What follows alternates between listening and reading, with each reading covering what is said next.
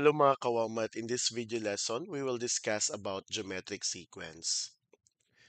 Okay, first let us analyze and answer this activity.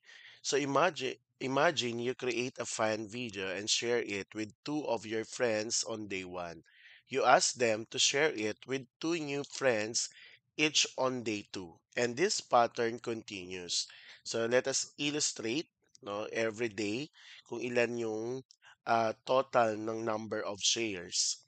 For day one, since isi-share mo for the two people, so the total new shares ay 2 pa lang. For day two, your two friends each share with two people, so madadagdagan ng another two, so 2 times 2. So sa day two, the total new shares is 4. For day three, those four new people each share it with two people. So yung four people times 2. So the total new shares now is 8. For day 4, those 8 new people each share it with another 2 people. So 8 times 2, so the total new shares is 16. So the sequence of new shares each day is 2, 4, 8, 16. So, what's the pattern? So, unlike din sa previous video lesson natin about arithmetic sequence, so hindi tayo nag-a-add ng isang fixed number. So, mapapansin nyo na we are multiplying no, a fixed number, and that is 2. So, mapapansin natin 2 times 2, 4. 4 times 2, 8. 8 times 2, 16. At tuloy-tuloy lang. So, this is the main concept ng discussion natin. And this pattern, we call that geometric sequence. So when we say a geometric sequence, also called a geometric progression, is a list of numbers where each term after the first is found by multiplying the previous one a fixed or non-zero number called the common ratio. So our term, the a sub n, each number in the sequence. So yung a sub 1, that is the first term. A sub 2 is the second term, and so on.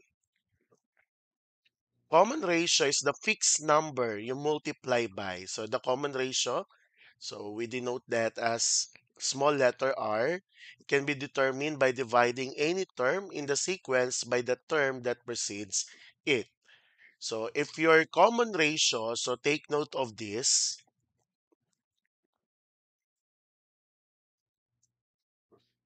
If your common ratio is greater than 1, so the sequence grows. So like kagaya ng activity natin a while ago in the previous slide. So that is an example no, na your common ratio is greater than 1. So for example, 3, 6, 12, 24. So kung kukunin natin yung common ratio natin dito, so 6 divided by 3, so the answer is 2.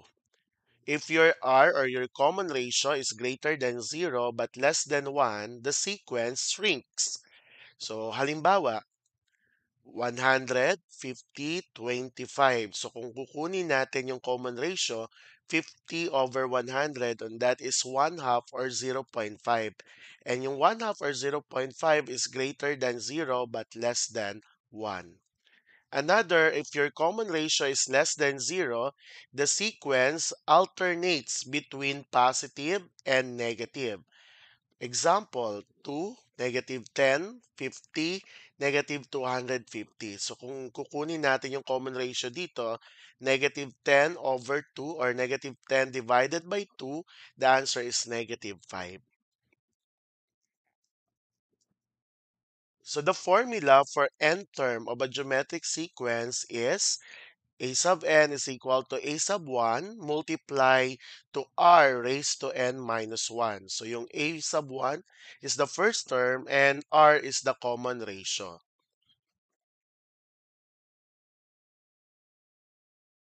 Okay, next.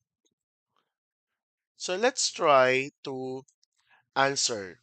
Example number 1. Identify the common ratio and the next term in the following sequences.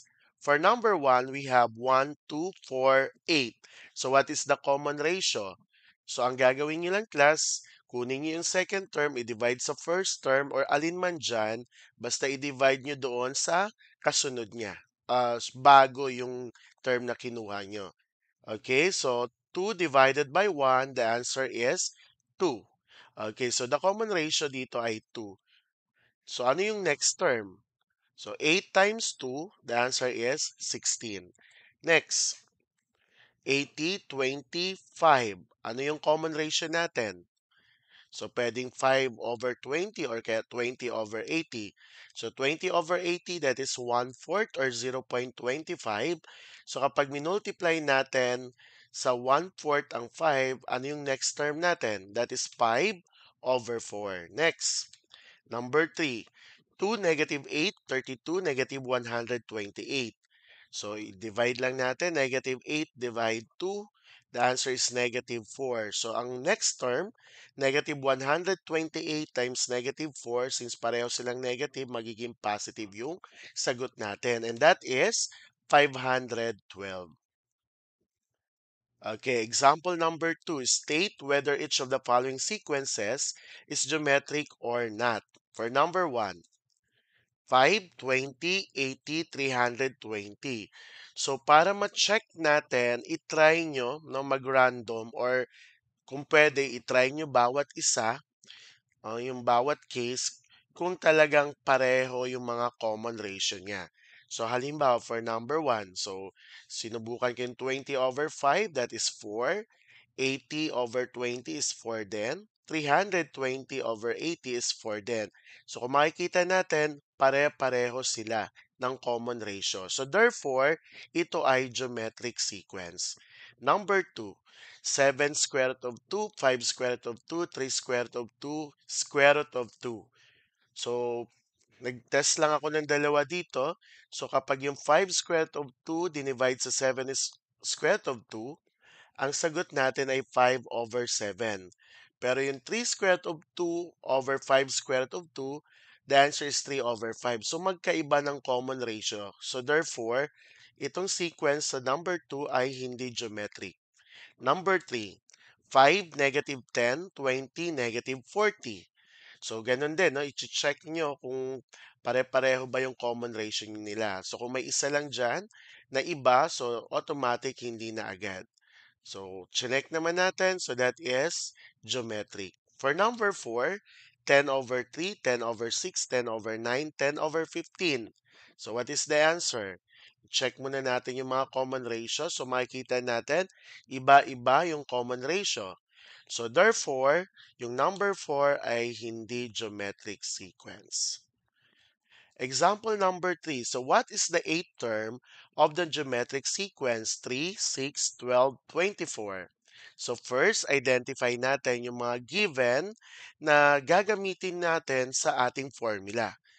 So yung R or yung common ratio natin, makukuha natin. So 6 divide 3, 2. So yung R natin is 2. Yung A sub 1 o yung first term natin is 3. And then yung n or yung hinahanap natin na term is 8. Then, gamit yung formula na to, isosolve natin para mahanap natin yung 8th term. So, simply substitute lahat ng na-identify natin dito sa formula. So, sa A sub 1, papalitan ng 3. Si R, papalitan ng 2. And then yung N, papalitan ng 8. So, 3 times 2 raised to 8 minus 1. 8 minus 1 is 7. Then 2 raised to 7 is 128.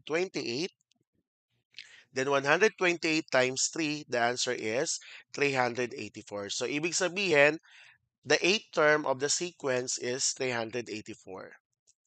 Next, number 4. What is the sixth term of the geometric sequence 100, 50, 25? So, yung common ratio natin dito or yung A sub 1 is 100. Yung common ratio natin is 0.5 or 1 half. Yung n, yung hinahanap, is 6. So, using this formula, so, ang gagawin lang, kagaya ng ginawa natin sa example number 3, isa-substitute natin yung mga na-identify na values dito sa formula. So, sa A sub 1, papalitan natin ng 100. And then yung R, papalitan natin ng 0.5. And then yung n, papalitan ng 6. So 6 minus 1, that is 5. 0.5 raised to 5 is 0.03125. Multiply it by 100. So the sixth term is 3.125. Another example, what is the seventh term of the geometric sequence 2, negative 10, 50, negative 250? So, identify natin yung mga values na gagamitin natin na isa-substitute nyo sa formula. So, yung first term is 2. The common ratio is negative 5 kasi negative 10 divided by 2 is negative 5. Ang n o yung hinahanap natin is 7. So, gamit yung formula, substitute nyo lang.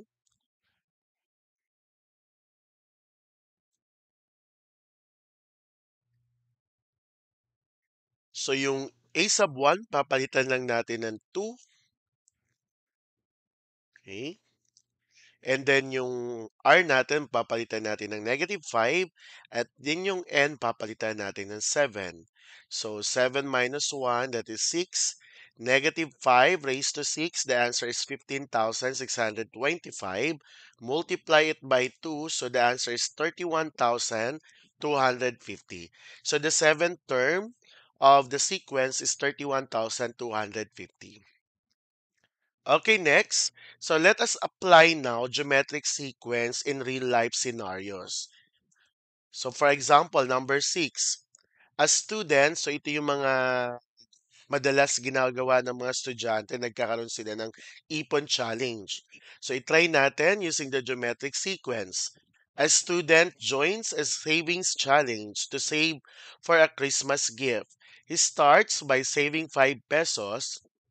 On the first day, he decides to double the amount he saves every day. So how much money will he need to save on the 10th day alone? Of course, let us identify no, the possible values na gagamitin natin sa formula.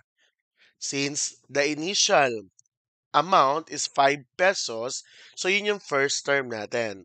So, ang sequence natin dito is 5, 10, 20. Kasi sa pangalawang araw, dodoblehin niya yung 5 pesos, so magiging 10 pesos. So, ganun din sa pangatlong araw, idodoble niya ulit yung 10 pesos, maging 20 pesos, and so on. So, yung first term is 5. So, yung common ratio natin is 2. So, since 10 divided by 5, that is 2. And N, so yung hinahanap natin is yung pang 10th day. So magkano na yung pera niya sa pagdating ng 10th day.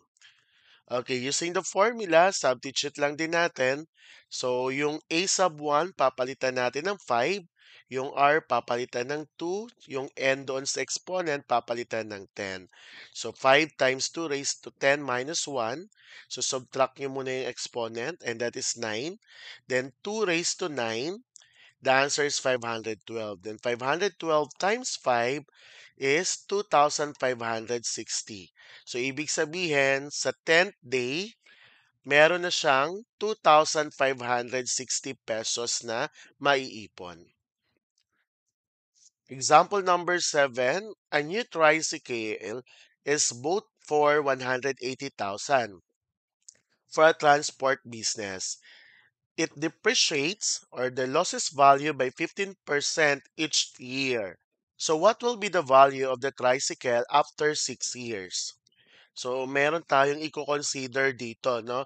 Yung depreciate na percentage, which is 15%. Kahit na nag-depreciate na 15%, ibig sabihin, meron pa rin siyang 85% na value yung tricycle. Which is 100% minus 15% is 85%. And that will be our common ratio, 0.85. So since tinatanong what will be the value of the tricycle after 6 years. So baka isipin nyo yung N natin ay 6. So ang pinaka-initial amount niya, yung day 0 niya or year 0 niya ay 180,000.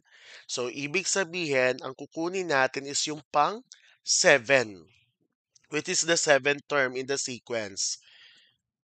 So let us identify. So the first terms in this, the initial amount is 180,000. Yung common ratio natin is 0.85 and yung n is 7. Again ha, hindi siya 6 kasama kasi may year 0 tayo, yung 180,000. So after ng 6 years, so pang 7 yun, pang 7 term kung kukunin natin yung sequence. Kaya yung n natin ay 7. So using the formula, so simply substitute this value. So 180,000 multiplied by 0.85 times 0.85 raised to 7 minus 1. So using your calculator, so makukuha nyo dyan is yung equivalent value na niya after 6 years ay 67,886.83 pesos. Another example, a new barangay, small neighborhood, established with an initial population of 1,000 people. Due to new housing projects, its population is projected to grow by 8% each year. So, ito nagdagdag, no? Hindi kagaya dun sa example number 7, nabawasan. So, what is the projected population after 5 years? So take note that growing by 8% means the new population will become 108%. So of the previous, so the common ratio will be 1.08 kasi maging 108%. So ang common ratio natin is 1.08. So we want the population after 5 years, which is the sixth term. Kasi yung year 0 niya is 1,000. Okay, so ang kukunin natin yung after 6 years. So, let us identify. So, the first term is 1,000. Yung common ratio natin is 1.08 and yung n natin is 6. Okay? Then, right after that, substitute lang natin sa formula. So, 1,000 times 1.08 raised to 5. So, using your calculator again, the answer is 1,469. Bakit naka-whole number? Siyempre, this is a population. Hindi naman natin pwede ilagay dyan na may decimal. Okay? So, pinag-uusapan kasi number of population. So, that's why natin i-round off into whole number. So, that is approximately equal to 1,469 after 5 years. Okay?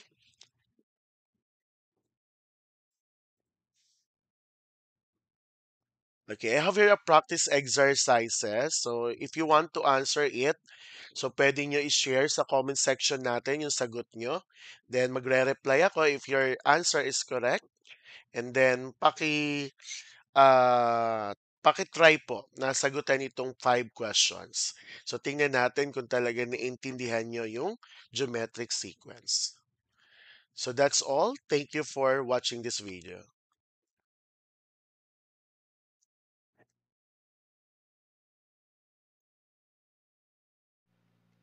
Thank you for watching this video. I hope you learned something. Don't forget to like, subscribe, and hit the bell button para updated kayo for more video tutorial. This is your guide in learning your math lesson, your Wow Math channel.